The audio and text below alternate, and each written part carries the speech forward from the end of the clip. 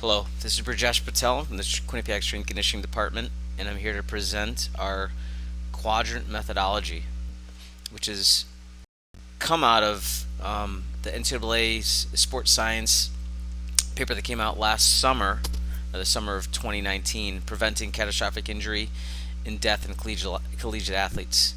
As a result, the governing bodies of the Strength Conditioning Association, the CSCCA and the NSCA, came up with guidelines for transitionary periods and safe return to training following inactivity. And a brief synopsis of how that progression kind of works is this 50-30-20-10 rule is that when we are seeing our athletes for the first time after any kind of transitionary period, anytime there's a new coach, anytime there's a transition back from an injury, an exertional heat illness, or any kind of rhabdomyolysis, we need to be able to make sure that we safely introduce volume and intensity back into our student athletes' lives. And we're going to do that in a logical progression of week one, we're going to do 50% of our volume, week two, 70%, and so on, depending on where we are within our spectrum of transition. And we'll get further into this later, a little bit later in the presentation. But I want to make sure that we first establish some goals of what we're trying to accomplish with this presentation. One is to gain an understanding of and appreciation for training load and how we calculate that. Number two, understand how to effectively manage our volume. Number three, to better understand planning and managing our stressors. And then finally, to gain a better appreciation of how the support staff in strength conditioning and sports medicine can help everyone become successful. So the questions we first need to ask ourselves when we're prescribing work and specifically practice is how much are our players doing? Two, how much work should they be doing? Number three, how are our players responding to the work? And then number four, how are our players perceiving the work? And so the way that we can quantitatively look at this is by a metric called training load, which is really a measure of work being placed upon an individual. It can be external, internal, as well as subjective or objective. And then when we talk about external, we're talking about some external means and usually some kind of technology that's going to help receive information such as mileage and distance and speeds, and namely GPS and accelerometries. We can take internal measurements, which are looking primarily at heart rate, and then we can take a look at subjective or objective data. And the qualifying things that we're going to take into account in this presentation are: number one, team practice, any kind of skill sessions, individual sessions, weight room training, energy system development or conditioning, specific tactical sessions, recovery and regeneration sessions. And what we really need to consider is the cumulative time on feet. Basically, anytime we're asking our athletes to be able to do something under our supervision. So we got to take a look at why these catastrophic injuries are occurring. And usually it's a response to this formula is that load is greater than capacity, which is a workload management issue. Traumatic injuries sometimes we can't do anything about. And I like to use the word under recover versus overuse. Like some professionals will often terms like to overuse injury, when in reality we should look at it from an under recovered standpoint, right? So it's a recovery management issue, and then a lot of that comes back to educating our student athletes how to become 24-hour athletes and really understanding how the things outside of training are really going to impact how they actually change or how they actually train. And so that's where we try to encourage and educate habits of nutrition, sleep, hydration, soft tissue work, keeping a positive mindset. And so all it comes down to managing stress. We as coaches are ultimately stress managers. So what is stress? Stress is a double-edged sword. This is a great quote. It can build an athlete into a dominating force, or it can cut them down to an inferior shell of their former self. Not all stress is bad or distress. A lot of it can be perceived as eustress too, but a lot of it comes down to our perception of stress. So when we take a look at how we want to break things down into organizing practice, we've taken this quadrant-based approach. So the quadrant method is used to categorize and organize practice and training into boxes differentiated by volume and intensity. The key concept behind the method is organization of stress and to properly manage and consolidate stress throughout a week. Stress should not be viewed as a negative, as I just mentioned, but a positive driver adaptation, and stress does not operate in a vacuum. So varying forms of stressors are constantly affecting the athlete, meaning financial, physical, social, academic stresses. These are all things that we really need to take into consideration when we're trying to plan out practice and we're trying to plan out times of the year and our competition schedule. Having a holistic viewpoint of stress and how it plays a role in the athlete can help us manage how we apply physical stress to the athlete. So this is a graphical representation of how our um, quadrants look. Quadrant 1 is low volume, low tissue stress, low intensity, and low neural stress. Quadrant 2 is going to be high volume but low intensity. Quadrant 3 is going to be high intensity but low volume. And then quadrant 4 is high stress and high intensity. And we're going to break this down further later on. We've got color codes with it as well. But the concept we want to make sure is, can we apply this to practice? The first thing that we need to do is categorize our practice drills into different quadrants so we know where they live and know how intense they are. So we want to create options for each drill by reps, time, and duration. This can help us determine what's a high day, what's a medium day, what's a low day. And this will aid you in creating practice plans. Next thing we have to look at is, what's the goal? What's the theme of your practice session? The drills, durations, intensities, and volume should work towards a session goal or the theme of what we're trying to accomplish. Common goals could be a physical session, it could be a technical session, it could be a tactical session, it could be just a psychological session and a lot of thinking, or it can be a regeneration session. But you may ultimately make sure we have to have a common goal, and the drills and the volumes and intensities are going to work towards that.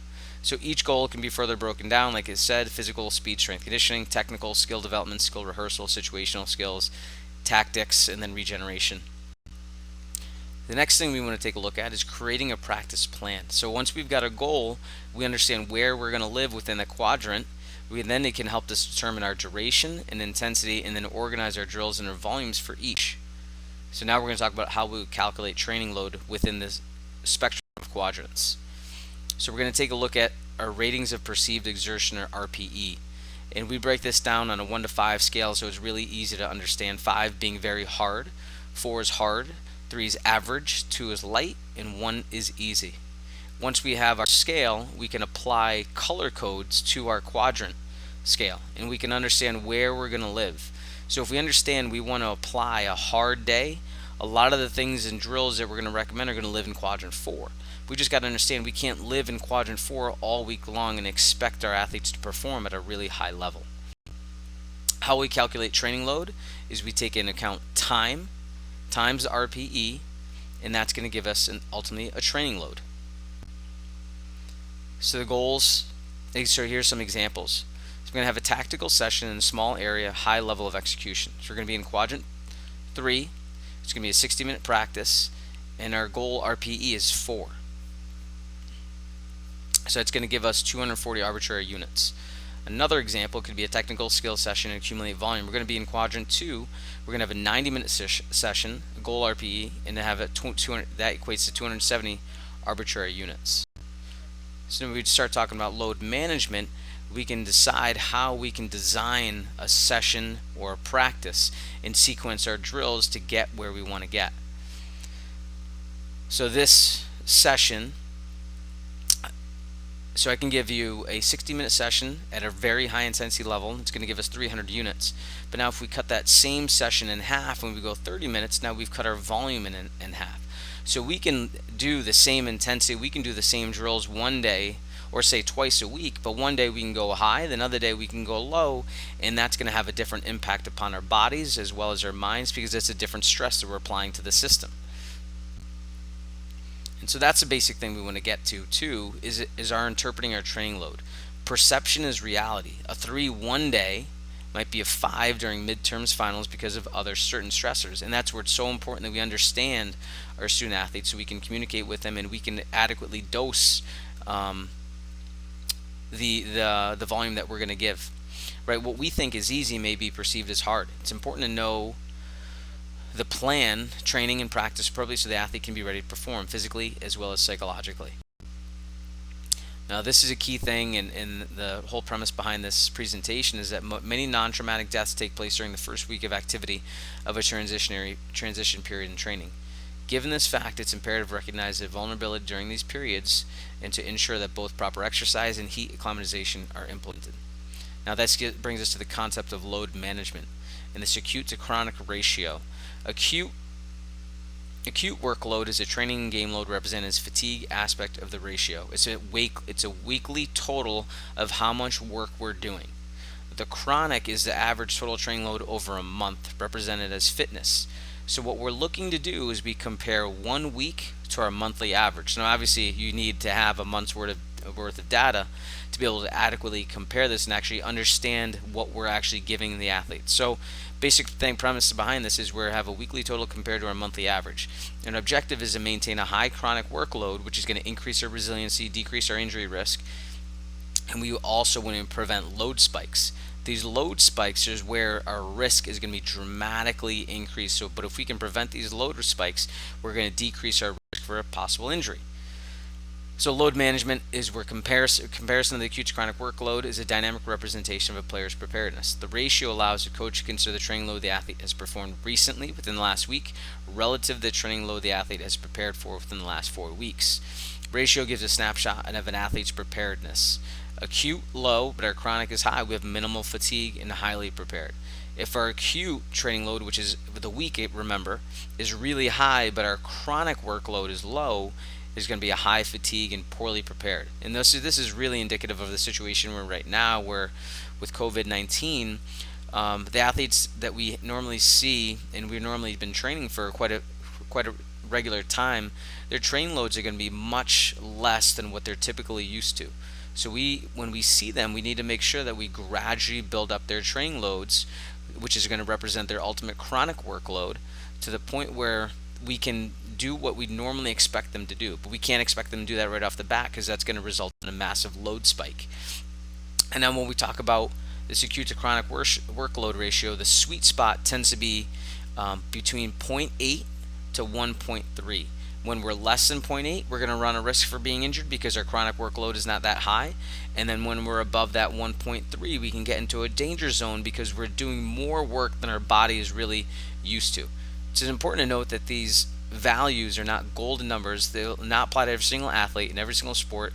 An athlete's prior training history, development, injury record, and level of participation will have a major influence on the training load tolerance and subsequent injury risk. Basic concept of load management. We want to avoid these spikes. Research has now subsequently investigated this relation and found that excessive and rapid increases in training load are responsible for a large percentage of non-contact soft tissue injuries. High chronic loads and injury protection. Evidence suggests that both physically hard and accumulated physically hard training that's appropriately planned may protect against injuries. For example, one study found that athletes with a high chronic load who were really fit had better protection against injuries when exposed to high acute training loads. It just means that they're fit, right? But we've got to understand that we've got to get to a level of fitness before we can apply a high level of workload. And this is what this transitionary period is really important, is we need to make sure that we're slowly introducing volume over the course of time so that we can tolerate it throughout the season. And that's what the initial graph at the beginning of this presentation was talking about, that 50-30-20-10 rules. We want to slowly introduce volume. We can't start at 100% right off the bat. And when we're in our regular season, it's all about managing that chronic load over the course of time. So sometimes we may have lower weeks and we might have higher weeks, but we want to make sure that we've adequately built up a high chronic workload. And just gives you a representation of what it would look like throughout the entire season. Now this is a graph that your strength coach can help you prepare, but this is basically a graduated progression of how we can manipulate our volume. And you can see this graph looks really eerily similar to that load management of how we're going to gradually progress our volume. And the way this just looks at it, and we're going to give you some examples in the next couple pages, it takes into account what our max is. We got to know what 100% is first, and we're kind of working backwards off of that to understand how long we can go each and every single day. So here's some examples. Here's some volume thresholds for a 2-hour maximum practice. If 2 hours is your max, here's what we would prescribe for a high day. 90 to 120 minutes is going to be in your upper threshold of your high day. If we're going to do a medium day, our practice length should be 60 to 90 minutes, and if we're in a low day, 30 to 60 minutes. If we use training loads as our thresholds of a 2-hour max, we're going to have a 600 arbitrary units as our upper level. 450 is going to be our lower. So we're going to have, on a high day, we should accumulate 450 to 600 training units. On a medium day, will be between 300 and 450. On a low day, it will be 150 to 300. And here's one way that we can manage our volume within a week, just looking at simply practice duration. And we're going to say 2 hours is max. So here's how we might map out a week in terms of our sessions. We're going to decide to practice 3 days in a row. We'll play a game on Thursday. We'll do a walkthrough on Friday, have another game on Saturday. Sunday is going to be our off day. Our max volume for the week is going to be 720 minutes based off of 6 days of volume. And then we can assign percentages of how much volume do we want to do throughout the week. We know games are going to lock in at 100%. We want to make sure these other 4 days that we're going to be able to see our student athletes, we want to manage that volume so we're not going at 100% every single day, because they're not going to be able to perform at their max, right? And that can help us dictate how long you should go in every single session. It's up to you as the coach. You could use your artistry to understand how to design a practice and effectively practice, but just understanding that minutes and the time that they're on feet have a massive impact on how we go.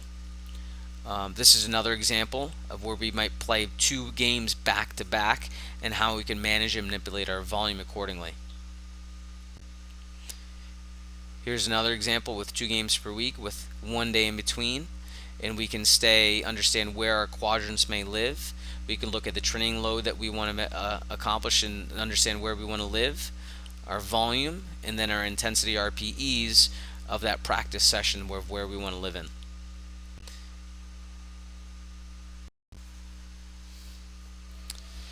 Now, another thing that came out of that paper was that physical activity should never be used for punitive purposes. Exercise as punishment invariably abandons sound physiologic principles and elevates risk above any reasonable performance reward, meaning that we shouldn't use exercise as a form of punishment. All training and conditioning sessions should be administered by personnel with demonstrated competency in the safe and effective development and implementation of training and conditioning activities with the necessary training to respond to emergency situations arising from these activities.